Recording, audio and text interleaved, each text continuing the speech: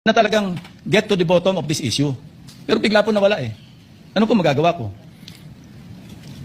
Mr. President, wala nga pong nakasulat doon sa transcript tungkol nga po doon sa binanggit niya sa plenary na pangalang Adrian Bersamin. Eh paano nga pong mababanggit doon, Mr. President? Hindi nga niya pinatawag eh. Samantalang dapat niyang ipatawag, siya mismo ang nag-highlight. Isip-isipin po ninyo, nagawa po ni Senator Lacson na isama sa plenary debates ng ating 2026 budget. Ganun ka-importante ang bahagi na yun, Mr. President. Hindi ba dapat? Ipinahayag mo yun eh. Malaking bagay yun. Ibinulgar mo pa nga eh. There are 2 public officials I will reveal this morning. Ganun lang. Ba't hindi mo pinatawag? Kung pinatawag mo yun, malinaw na malinaw, nalagay sana sa transcript. Ganun lang naman ang ibig sabihin eh. Sa mga tweet, iniwasan po, Mr. President, para hindi malagay sa transcript. Pagkatapos ikakatwiran po ninyo. Eh kung nasa transcript, di sana, pinatawag ko. Baliktad po ang ginawa ninyo, Mr. President. Katulad din po sa 30 Nara Streets of South Ports. Ilan po yung binanggit ng mga tao doon? Hindi ko po sinasabing totoo yun, pero for purposes of the inquiry and investigation, kung talagang ganun, kalawak ang inyong pananaw. Dahil pati nga po yung pagpunta ni Gutese, pati CCTV po pinakita ninyo. And dami po sana ang pagkakataon na nakita sana lahat ng mga binanggit ni Saldico na mga ginamit na sasakyan. Makikita doon sa pagitan ng alas 9 hanggang alas 10 ng umaga. Tawagin natin yung kung sino man yung security agency doon. Pero hindi po ninyo ginawa eh.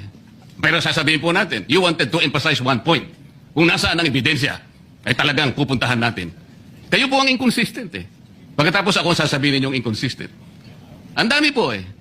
Nakiusap ako na, sabi nga natin, ang dami pong tumuturo sa pangalan ni Martin Romualdez. Inimbita po ninyo, hindi dumating, nakiusap ako, naimbitahan uli. Ang sabi po ninyo sa magitan ng inyong interview, eh kung pupunta siya rito, welcome. Kung hindi siya pupunta, wala tayong magagawa because of inter-parliamentary courtesy. Mr. President, hindi po karaniwang pagnanakaw ang nangyari sa kasaysayan ng ating bansa. Hindi po ba ninyo naiisip, mismong kabangbayan ang tumagilid, pagkatapos magtatago kayo sa prinsipyo o doktrina ng inter-parliamentary courtesy? Kung ako po ang chairman ng Blue Ribbon Committee, Mr. Chair, Mr. President, hindi ko po igagalang inter-parliamentary immunity sapagkat ang pinag-uusapan dito ay interes ng mamamayan. Huwag po tayong magtago kung saan-saan. Sinabi po ninyo, Mr. President, Senator Lacson, yung Apostille Convention. Hindi pa pinahayag po ninyo sa isang pag-i-interview ninyo na kung si Saldico lamang ay makakuha ng isang subscribe statement, kahit sa Zoom lang, ipatatawag namin siya. Bakit hindi po ganun ang ginawa ninyo? Pwede naman siyang mag-Zoom pagkatapos na magkaroon ng Apostille sworn statement. Bakit hindi po ninyo ginawa? Meron naman pong Zoom eh. Natatakot yung tao. Nanganganib ang kanyang buhay. At palagay ko naman, nanganganib nga talaga.